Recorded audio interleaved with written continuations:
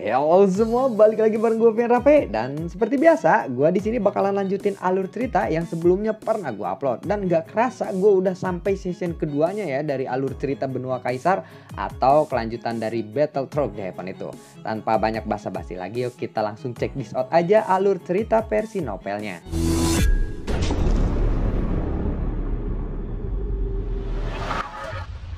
Di episode sebelumnya, Xiaoyan yang telah berkeliling-keliling bersama Lin Xiaolong untuk mencari bahan-bahan obat, saat ini Xiaoyan tiba di ruangannya. Dia pun memasuki ruangannya.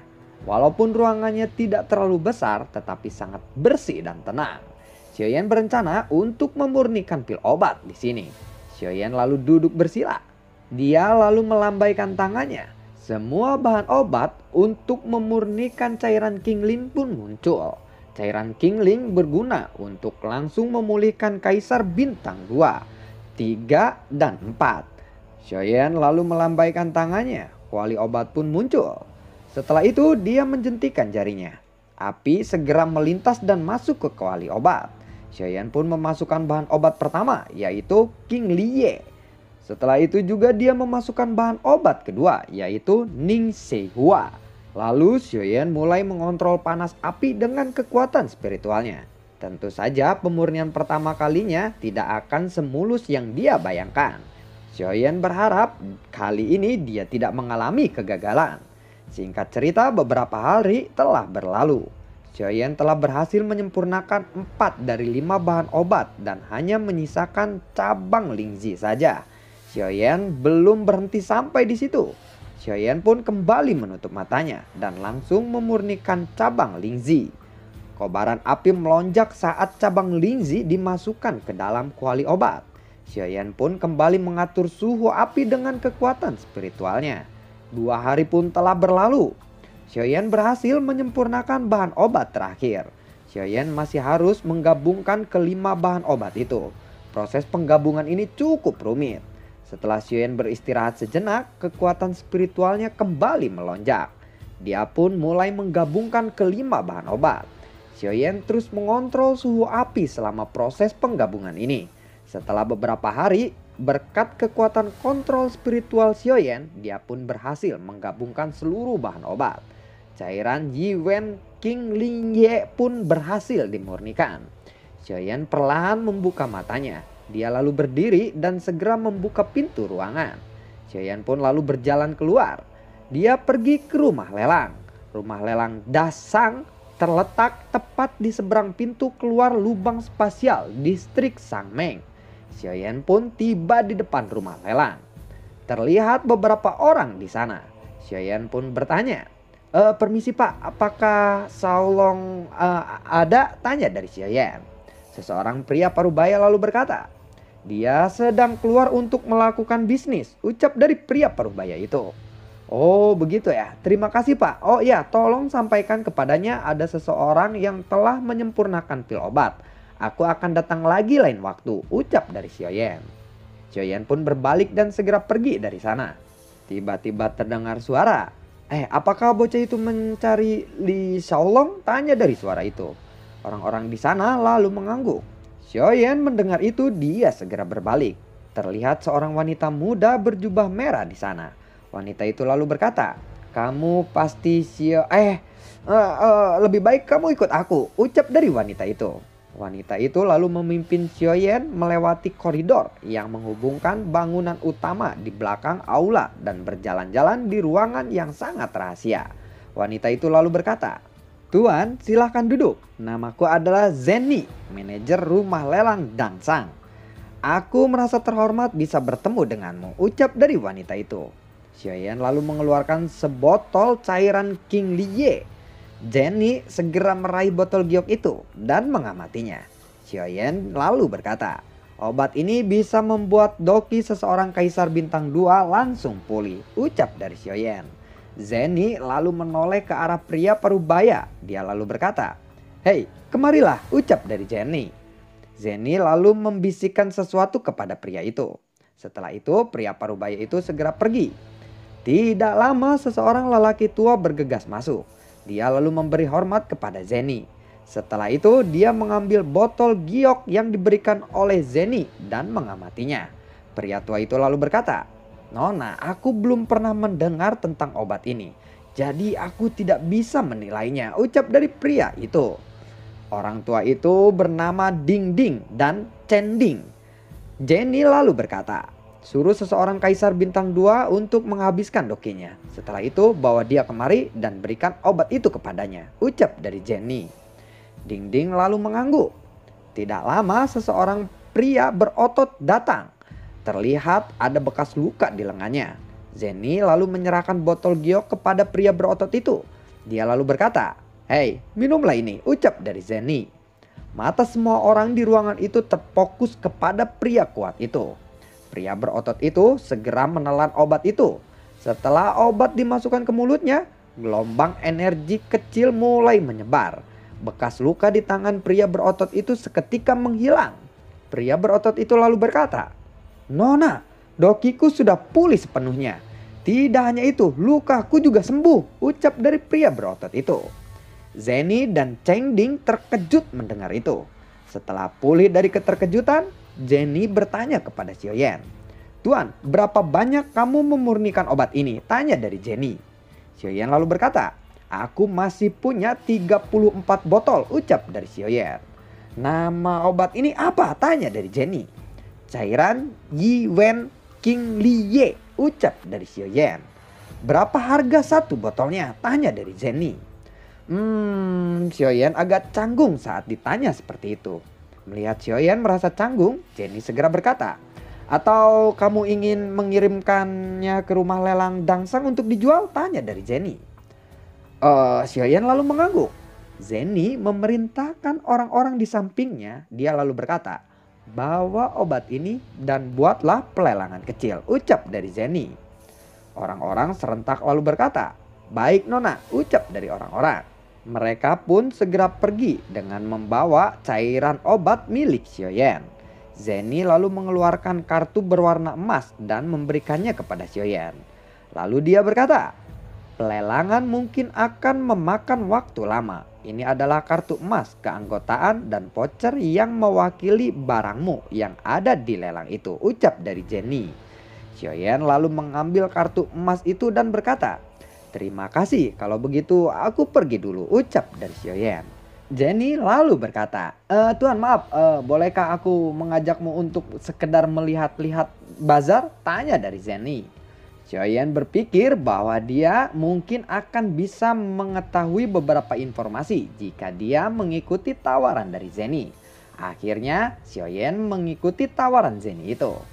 "Baiklah Tuan, kalau begitu ikuti aku," ucap dari Jenny. Jenny lalu mengajak Xiaoyan ke pasar Taobao. Pasar Taobao juga berada di distrik Sangmen dan merupakan tempat yang populer di kalangan masyarakat. Di sini sering diadakan bazar barang-barang langka dan dengan harga yang murah. Pasar Taobao menempati area yang sangat luas. Deretan toko berjejer dengan rapi di sini dan gang-gang yang sempit dipadati orang-orang yang sedang berbelanja. Xiaoyan dan Jenny berjalan ke dalam pasar Taobao. Hampir semua barang dijual di sini. Dari mulai mayat monster, ada juga rempah-rempah eksotis yang penuh dengan berbagai wewangian. Xiaoyan lalu berjalan tanpa tujuan di tengah kerumunan orang-orang ini.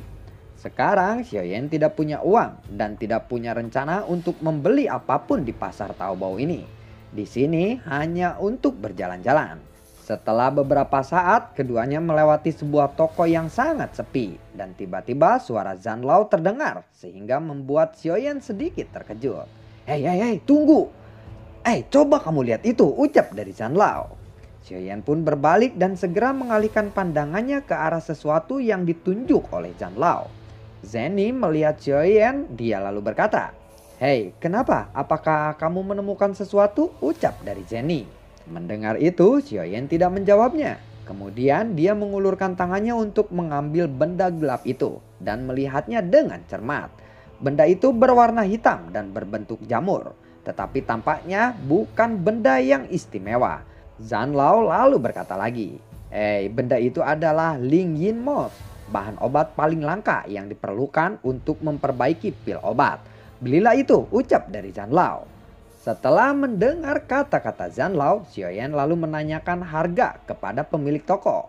Maaf tuan, berapakah harga barang ini? Tanya dari Xiaoyan. Sebenarnya dia tidak menyangka bahwa ini adalah bahan obat terpenting untuk memperbaiki Xiu Yindan.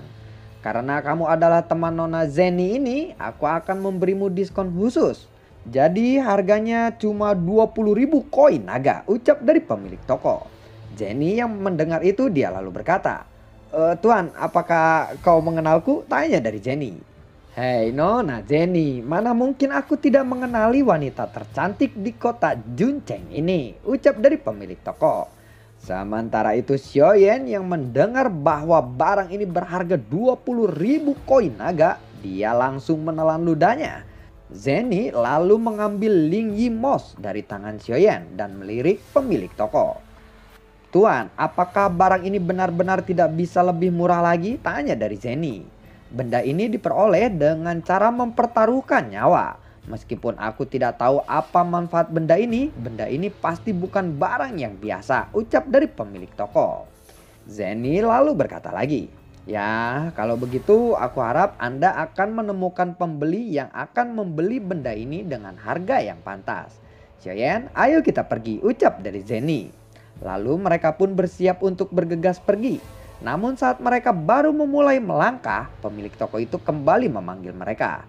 Hei Nona Zeni, tunggu sebentar. Lupakan saja masalah yang tadi karena benda ini sudah ada sejak lama dan tidak ada pembeli juga. Anda bisa bebas menawar harganya, ucap dari pemilik toko. Baiklah kalau begitu. Bagaimana kalau 3.000 koin naga, ucap dari Jenny. Pemilik toko lalu berkata, apakah itu tidak terlalu murah Nona? Nona Zeni, benda ini akan didapatkan dengan mempertaruhkan nyawa kita. 3.000 koin naga itu terlalu murah Nona, ucap dari pemilik toko. Lalu tanpa berkata apa-apa lagi, Jenny melirik Xiaoyan lagi dan bersiap untuk pergi.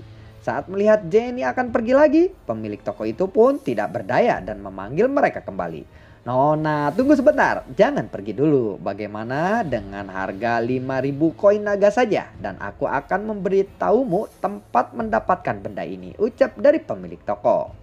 Mendengar ini, Xiaoyan pun langsung mengangguk dan Jenny tersenyum kepada pemilik toko. Baiklah, kita sepakat, ucap dari Jenny. Pemilik toko pun langsung mengambil peta, menandai dan menyerahkannya kepada Xiaoyan. Setelah itu mereka pun keluar dari toko itu.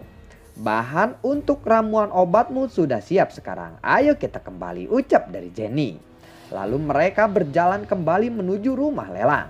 Setelah beberapa saat, keduanya kembali ke rumah lelang dan bertemu dengan Li Shaolong. Benda apa yang kalian dapatkan di pasar Taobao tadi? Ucap dari Li Shaolong. Xiaoyan tersenyum dan melirik Jenny dan mengangkat bahunya. Lalu Li Shaolong mengeluarkan cincin penyimpanannya dan menyerahkannya kepada Xiaoyan. Di cincin penyimpanan ada ramuan obat yang kamu inginkan. Totalnya ada 332 pasang, ucap dari Li Shaolong. Wow, terima kasih. Anda memang sangat baik, ucap dari Xiaoyan. Lalu Xiaoyan menerima cincin penyimpanan itu dan menyimpannya. Sepertinya aku harus pamit dulu, ucap dari Xiaoyan. Setelah bahan-bahan obat ini sudah siap, Xiaoyan ingin bergegas untuk mempercepat memurnikan pil obatnya. Dan setelah mengucapkan selamat tinggal kepada semuanya, Xiaoyan pun lalu pergi dari sana. Singkat cerita, setelah Xiaoyan kembali ke kamarnya, dia segera menyempurnakan bahan-bahan obat yang didapatkannya dari Li Shaolong. Dan dalam penyempurnaannya kali ini, tingkat keberhasilannya pun jauh lebih meningkat. Xiaoyan kemudian berhasil menyempurnakan seluruh ramuan dari Li Shaolong. Saat ini Xiaoyan berhasil menyempurnakan banyak King Liye. Dia segera pergi ke rumah lelang untuk menjualnya lagi. Hari demi hari pun berlalu. King Liye saat ini sangatlah terkenal dan laku keras di pasaran. Bahkan hampir seluruh ras kecuali suku iblis darah menginginkan King Liye ini. Tentu ini membuat Xiaoyan dapat untung besar. Tetapi karena stoknya yang terbatas tidak bisa memenuhi semua permintaan pasar, berbagai suku dan faksi lalu mencoba membuat ramuan yang serupa. Namun mereka selalu gagal. Mereka lalu melakukan berbagai cara untuk mendapatkan ramuan King Liye ini. Dan karena kegagalan ini, ada desas-desus yang beredar bahwa beberapa faksi jahat berniat untuk menangkap sang pencipta ramuan King Liye ini yang belum diketahui identitasnya, agar bisa menguasai pasar obat di benua ini. Jika identitas Xiaoyan sebagai pencipta ramuan terungkap, jelas dia akan masuk dalam situasi yang sangat berbahaya. Bahkan desas-desus ini sampai ke telinga King Haoran. Karena khawatir dengan keberadaan Xiaoyan, King Haoran pun pergi menemui Zhen Bufan. Zhen Bufan adalah pemilik dari pelelangan Dangsan ini. Singkat cerita, akhirnya King Haoran pun sampai ke pelelangan Dangsan ini. Dia lalu segera menemui Zhen Bufan.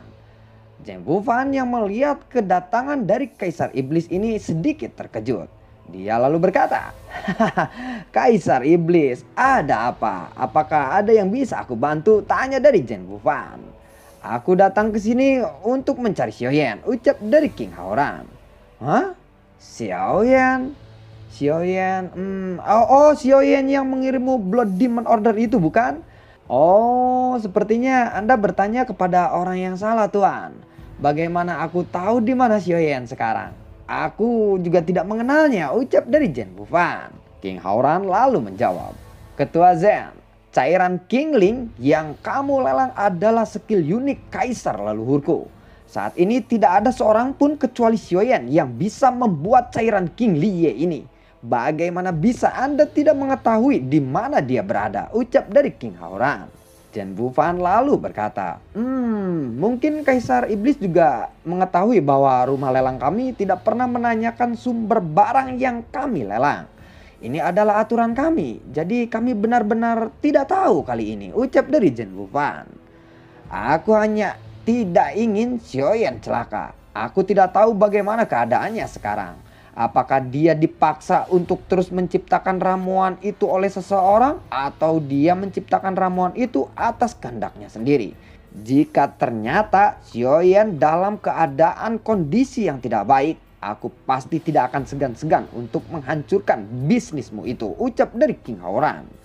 "Kaisar Iblis tidak perlu khawatir. Andai misalkan aku tahu bahwa Xiaoyan ini pencipta ramuan yang aku jual di rumah lelangku, aku pasti akan melakukan yang terbaik untuk melindungi keselamatannya dan tidak akan pernah untuk menyakitinya," ucap dari Zhen Bufan. King Haoran lalu menatap Zhen Bufan untuk waktu yang lama. Lalu dia mengangguk. Setelah itu dia pergi dari sana. Kemudian begitu King Haoran pergi, Zhen Bufan segera memanggil Zeni dan Li Shaolong. Zhen Bufan lalu berkata kepada keduanya, "Sekarang perintahkan semua pasukan untuk melindungi Xiaoyan," ucap dari Zhen Bufan. "Hah? Memangnya kenapa?" tanya dari Li Shaolong. "Kaisar Iblis King Haoran tadi menemuiku. Jika ada sesuatu yang terjadi kepada Xiaoyan, dia juga pasti akan membunuhku," ucap dari Zhen Bufan. "Jadi kita sekarang akan menjadi pengawal rahasianya," ucap dari Li Shaolong. Zeni lalu berkata, "Kalau begitu bagaimana jika kita bicarakan masalah ini dulu dengan Xiaoyan secara langsung? Aku harap dia mau bekerja sama dengan kita," ucap dari Zeni. "Aku rasa itu akan sulit," ucap dari Li Shaolong. Zeni lalu berkata, "Kita setidaknya harus menjelaskan situasinya kepada Xiaoyan. Aku pikir dia akan mempertimbangkannya," ucap dari Zeni. "Hei, apakah kamu pikir Xiaoyan mau mempercayai kita? Walaupun dia dalam keadaan terancam, dia masih memiliki Kaisar Iblis untuk melindunginya," ucap dari Li Shaolong. Zhen Bufan duduk di kursi setelah mendengar kata-kata Li Shaolong. Matanya berkedip-kedip terus-menerus dan dia tampaknya telah menangkap beberapa inspirasi dan mempertimbangkannya. "Oh ya, aku tahu. Bukankah Dan Hui akan diadakan sebentar lagi? Kamu harus memberitahu Xiaoyan tentang Dan Hui ini. Aku rasa tidak ada seorang alkemis yang tidak ingin berpartisipasi di dalam Dan Hui ini," ucap dari Zhen Bufan. "Wow, iya, itu adalah ide yang bagus," ucap dari Li Shaolong. Zhen Bufan lalu berkata lagi, "Ya, setidaknya kita memang harus melindungi keberadaan Xiaoyan sekarang," ucap dari Zhen Bufan. Singkat cerita, Li Shaolong pun mengatakan rencana itu kepada Xiaoyan. Ketika semua pasukan faksi seluruh benua sedang mencari Xiaoyan, Sangmen Union secara khusus mengatur tempat persembunyian untuk Xiaoyan. Xiaoyan sendiri tidak keberatan atas perlakuan ini. Xiaoyan sadar bahwa situasinya sangatlah berbahaya untuknya kali ini. Yang dia pikirkan sekarang hanyalah ingin mengabdikan diri untuk meningkatkan skill alkemisnya. Tanpa Xiaoyan tahu bahwa sebenarnya King Haoran telah mencarinya. Lalu setengah bulan pun telah berlalu. Sebentar lagi kompetisi Dan Hui akan diadakan. Di sana pasti akan ada banyak alkemis tingkat tinggi. Aku sudah tidak sabar ingin mengikuti kompetisi itu, ucap dari Xiaoyan yang bergumam di dalam hatinya. Lalu bagaimanakah kelanjutan ceritanya? Nantikan konten gue berikutnya dan semoga sehat selalu untuk kalian. Bukannya gue gimana ya, performa turun bro karena telat upload. Tapi emang yang tahu novelnya kemarin juga gue udah kasih semua kan, novel yang nanya gue udah kasih. Itu emang di skrip ini tiba-tiba kayak alurnya tuh berbelot dan panjang banget. Dan itu emang gak bisa asal ketik coy. Gak bisa kita ngerangkumin satu chapter kita rangkum, gak bisa itu begitu. Emang gua sama tim aja membutuhkan waktu diskusi yang banyak banget. Baru kelar diskusi dari malam itu sampai jam 3 jam 4. Baca lagi ke bawah karena satu chapternya emang banyak banget. Baru kelar itu tadi jam 3 sore. Dan gua belum ngedabing dan ngedit ketika jam 3 sore. Makanya videonya telat. Dan akhirnya kita dapat menyimpulkan bahwa inti dari semua chapternya itu kurang lebih seperti ini. Dan pasti akan berbeda dengan yang lain. Pasti jalurnya beda-beda bro. Terima kasih semuanya dan semoga sehat selalu untuk kalian. Gue tidak lupa untuk ucapin terima kasih banyak buat kalian yang sudah mendukung channel ini dari awal hingga sekarang. Dan gue selalu ucapin terima kasih banyak banget buat kalian yang sudah mensupport channel ini lewat link Saweria di bawah kolom deskripsi. Buat kalian yang suka akan kelanjutan alur Battle Through The Heaven ini, kalian bisa like, share, dan bagi-bagikan ke teman kalian buat jadi referensi buat teman kalian juga. Terima kasih semuanya dan semoga sehat selalu untuk kalian. Assalamualaikum dan dadah.